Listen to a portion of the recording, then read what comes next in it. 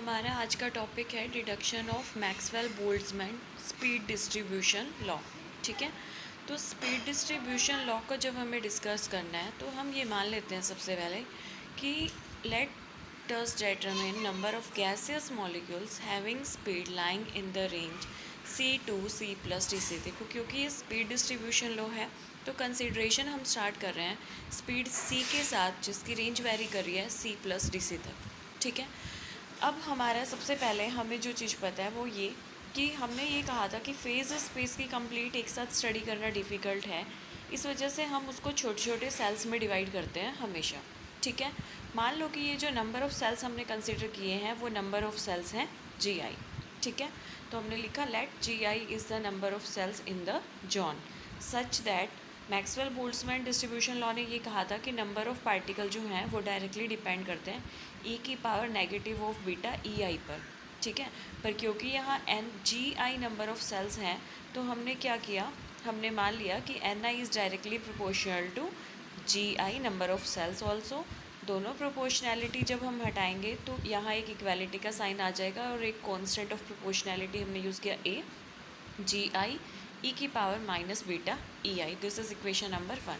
ठीक है, अब क्योंकि हमने स्टार्टिंग में ये कहा था ना कि let us consider number of gases molecule, तो उसी अकॉर्डिंग हम अपना टॉपिक स्टार्ट करते हैं। देखो क्या है, as a number of gas molecules having speed in range C++ is proportional to DC।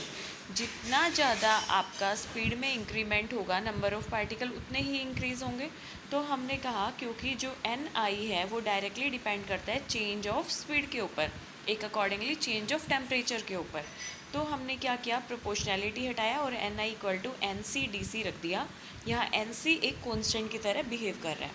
ठीक है, ये हो गई इक्वेशन नंबर 2। तो देखो आप क्या देख रहे हो कि एक तो according to Maxwell Boltzmann law NI की इक्वेशन हमें पता है, दूसरा हमें अपने काइनेटिक इंटरप्रिटेशन ऑफ टेम्परेचर से NI = NC/DC की इक्वेशन पता है। ठीक है, हम क्या करेंगे, इक्वेशन 1 और 2 को इक्वेट कर देंगे तो आपको ये मिल जाएगा इक्वेशन नंबर 3। एक बार ये काम यहाँ कंप्लीट हुआ, अब हम देखते हैं कि यहाँ पर जो GI है उसकी क्या वैल्यू है। ठीक है, तो GI का एक अकॉर्डिंगली देखो मतलब क्या है, जैसे हम छोटी क्लासेस में टॉपिक डिस्कस करते थे कि एक कंप्लीट रूम है, उस पूरे रूम की वॉल्यूम अगर वो आपको बता दे कि आपके पास वॉल्यूम है 100 मीटर क्यूब और वो कह रहा है इसके अंदर कुछ छोटे छोटे बॉक्स रखे हैं जिनमें से हर एक की वैल्यू कितनी है 1 मीटर क्यूब, तो ऐसे कितने बॉक्स आप इस पूरे रूम में रख सकते हो। तो हम क्या करते थे, टोटल वॉल्यूम को volume of a single box से डिवाइड करते थे।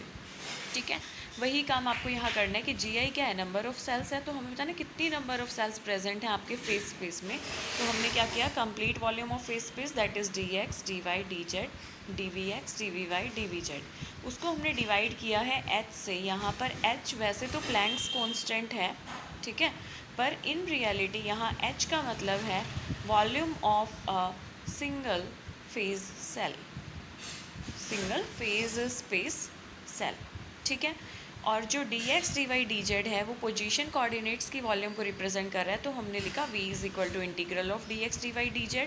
और स्पीड्स के बारे में हमें पता है कि rectangular component of a vector quantity के अकॉर्डिंग vx², vy², vz² का एडिशन इक्वल होगा c² के। ठीक है, अब इसके बाद आपको जो करना है वो क्या है,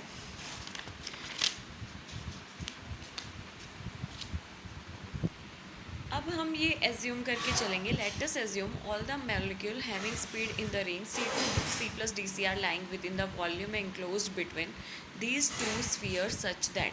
हम ये मानकर चलेंगे कि मान लो आपके पास कोई दो स्फीयर हैं, एक स्फीयर की रेडियाई है C और दूसरे स्फीयर की रेडियाई है DC+DC।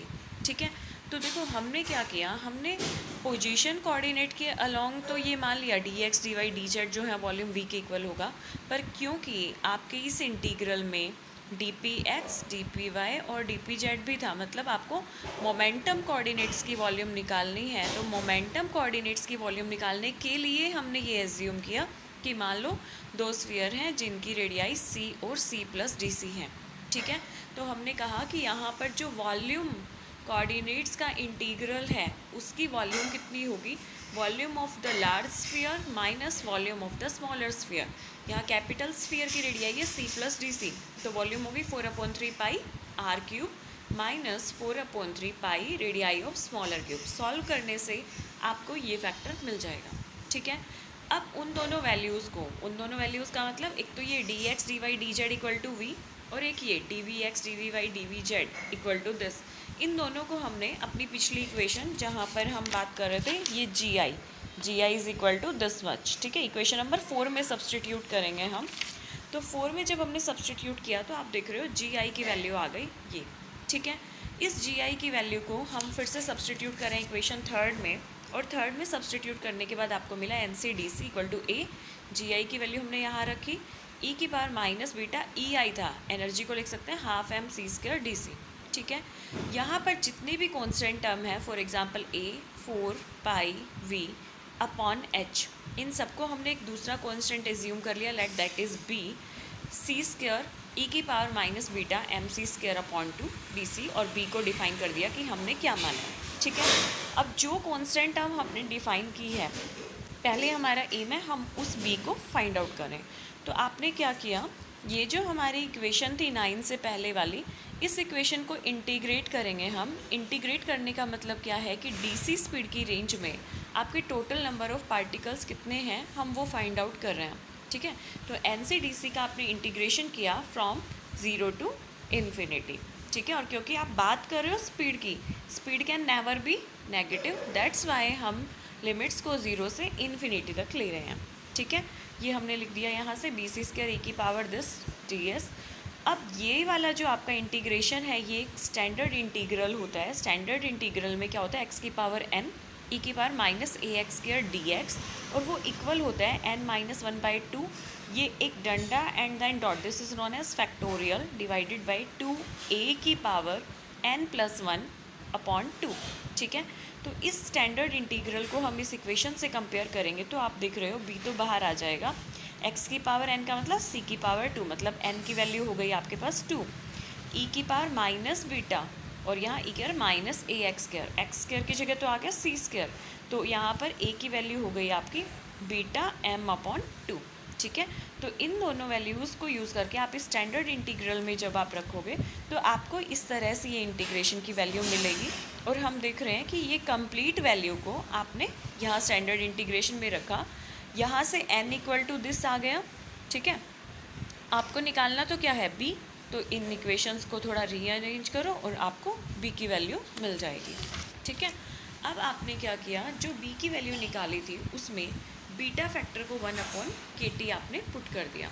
ठीक है, आपकी जो वेरी फर्स्ट इक्वेशन थी N C D C was equal to, ठीक है, उसमें b हमने कॉन्स्टेंट यूज़ किया था तो b रखा सी स्क्वायर ई की पावर ऑफ दिस। देन आपने क्या करना है यहाँ से, क्योंकि एन सी डी सी क्या दे रहा है आपके टोटल नंबर ऑफ़ पार्टिकल्स, और इस इक्वेशन को आपने एज इट इज़ रखा। ये जो इक्वेशन है एक्चुअल में देखो स्टार्ट हमने यहीं से किया था कि हम चाहते थे कि हम नंबर ऑफ़ पार्टिकल्स निकाल दें for a speed distribution of C to C plus D C, और वही काम हमने किया कि नंबर ऑफ़ पार्टिकल्स हमने निकाल दिए for a range of D C moving with the velocity C square. तो हमने कहा this equation gives the Maxwell distribution law of speed gas molecule. Next जो हम टॉपिक करेंगे उसमें हम इसी इक्वेशन की प्रोबेबिलिटी फाइंड आउट करके इस इक्वेशन का फिज़िकल इंटरप्रिटेशन डिटरमिन करेंगे।